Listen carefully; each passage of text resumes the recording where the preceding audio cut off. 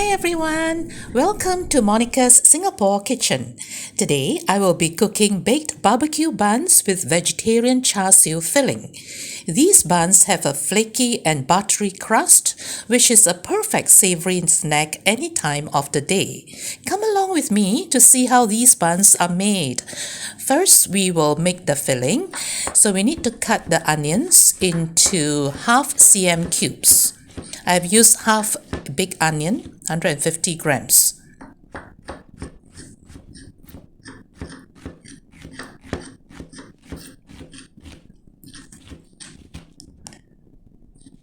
Put this aside. And we are also going to cut the char siu. This is vegetarian char siu. It comes in cylinders like this. So we are going to cut it into half cm cubes as well, just like this onions. If you do not want to put the vegetarian char siu, you can substitute this with pork char siu, chicken char siu, or any filling of your choice.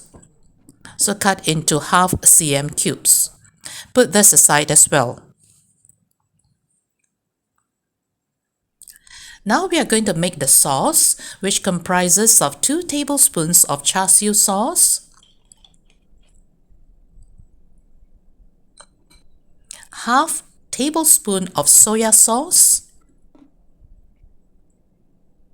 1 tablespoon of sugar, and 70 milliliters of water. So all we need to do now is to stir it so that the sugar is completely dissolved. Okay, so we can put this aside as well. Let's have a look at all the ingredients that we need to make the filling, starting with the minced garlic. Then we have this toasted white sesame seeds, cornstarch slurry, the chopped onions that we have chopped just now, the char siu, and our sauce. Okay, we can start cooking our filling. So we are going to heat up 2 tablespoons of oil, pour in our minced garlic.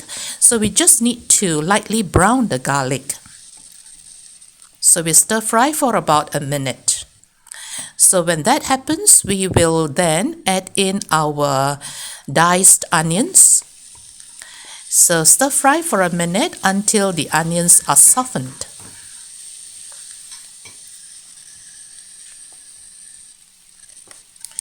Then we add in our char siu. The char siu is already cooked, so we just need to mix everything together. And then pour in the sauce. We just need to stir it once again to ensure that the sugar is completely dissolved. So we need to stir fry for about 2 minutes to ensure that our char siu is coated with this delicious sauce.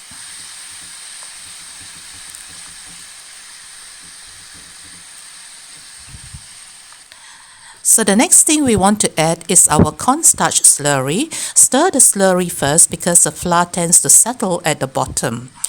So we want our filling to be a little bit sticky. We do not want it to be too runny, otherwise we will have a soggy Siu Pau. So it should be something like that, a bit sticky like so. Okay, so then we will add our last ingredient, which is our toasted white sesame seeds. So all we need to do now is just to mix all these ingredients together thoroughly.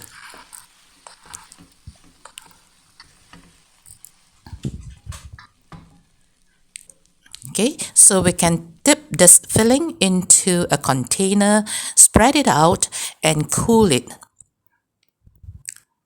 So meantime, we will move on to see what is the next step. So we need to prepare our water dough, which consists of all-purpose flour, the sugar, salt, unsalted butter. So we need to use a spatula to cut gently the butter into the flour until we form crumbly bits. So mix together, something like that. It's a little bit crumbly like that. So now it's time for us to add the water. So add a little bit of water at a time. After adding, just stir and add a little bit at a time as well, the second time. Okay, until you get something like a wet dough. Okay. Now, if you find that the dough is a little bit wet, all we need to do is to add in a little bit flour. So here I've added about 10 grams of flour to make it more, the consistency that I need. If it goes the other way, so you just have to add a little bit of water if it's too dry. So you need to rest it for 20 minutes while we prepare our oil dough. It consists of all-purpose flour, unsalted butter. So gently cut the unsalted butter into the flour.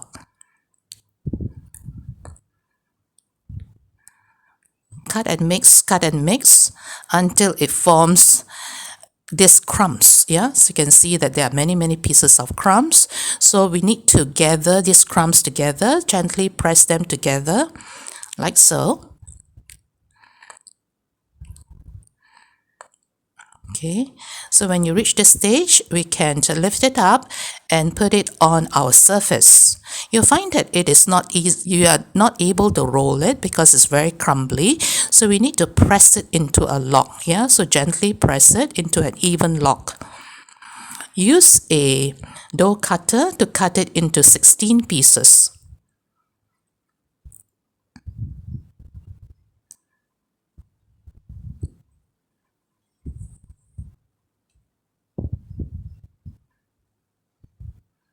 So here we go. Each piece is round about 16 grams. So take one piece and roll it into a sphere. Okay, so then we can then put this aside.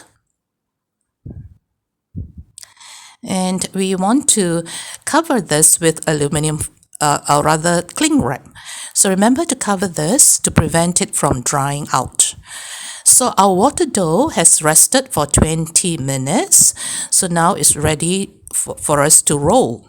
So take it out. It's a little bit sticky, the water dough, unlike the oil dough. So we need to flour the surface. So just roll and roll the dough around to pick up some flour to prevent it from sticking.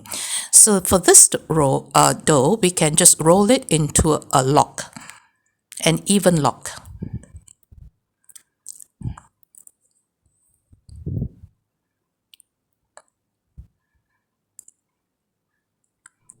So we can also cut it into 16 pieces. So try to use a plastic dough cutter because it doesn't stick. If you do not have one, if yours is a metal one, just dust the metal cutter with a bit of flour. So that will do the job. It won't stick.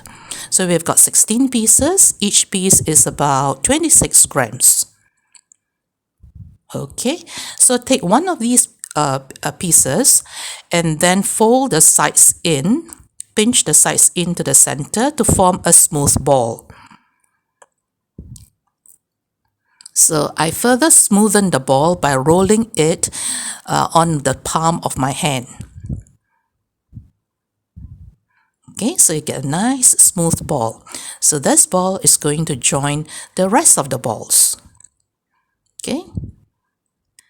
So while you're working with the corresponding balls, you will want to cover these balls with a cling wrap. So we are going to take the first water dough, and the corresponding first, that just now was the oil dough, the corresponding water dough. So that means one oil dough and one water dough, the corresponding ones. So flour the surface, press it down, press the water dough down until it forms a disc of about 3 inches in diameter. So put the oil dough at the center encase it, to fold it, wrap it. Yep, wrap it all the way around like so. And give it a nice gentle roll to form a sphere. Put it aside. Do the same for all the other balls until you reach the last corresponding pair. So as what we have done just now, we need to flatten the water dough into a disc of about 3 inches. Put in the oil dough and wrap the oil dough around. Yep, using the water dough. So wrap it all around like so. And then you want to just roll it to make it even more smooth. So after doing this, all these balls need to rest for 20 minutes. So after 20 minutes of resting, you take the first ball and you want to roll it out using a dusted rolling pin. Start from the center, roll upwards and roll downwards. The purpose is to spread the oil dough evenly within the water dough. So then you just roll it up like a Swiss roll. You form around about 2 swirls, Then you press it down again. And this time around, you want to make it longer, but not broader. That means longer, but the same width. Yep, so longer means that you will get more swirls and then more layers of flaky crust. Okay, then you will roll it like a Swiss roll. And you can see that you can get about, maybe roughly about 4 swirls. Yep, more than just now. So put this aside, do the same for all the others until you reach the last one. So use a rolling pin, roll it up from the center and roll it down, spreading the oil dough evenly within the water dough. Then fold it like a Swiss roll and then continue to roll the second time, making it longer but the same width.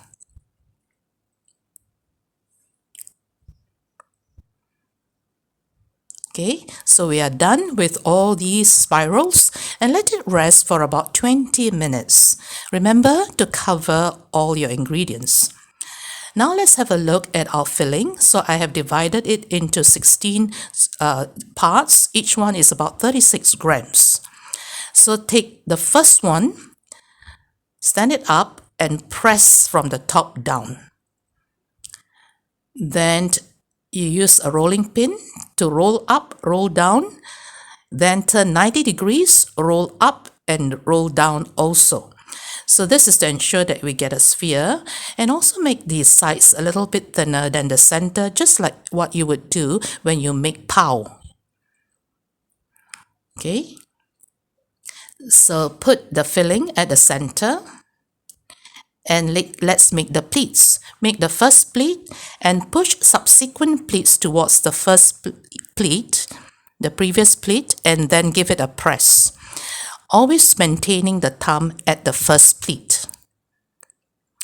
When you reach the end, give it a swirl, press it and seal it. So shape it nicely so that it looks beautiful.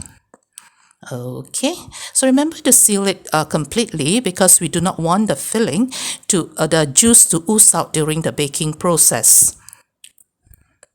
Okay, so we put it on a baking tray that is lined with baking paper. Let me show you the next one. Yep. So this is how we do the pleats. Just like what you do for the pao.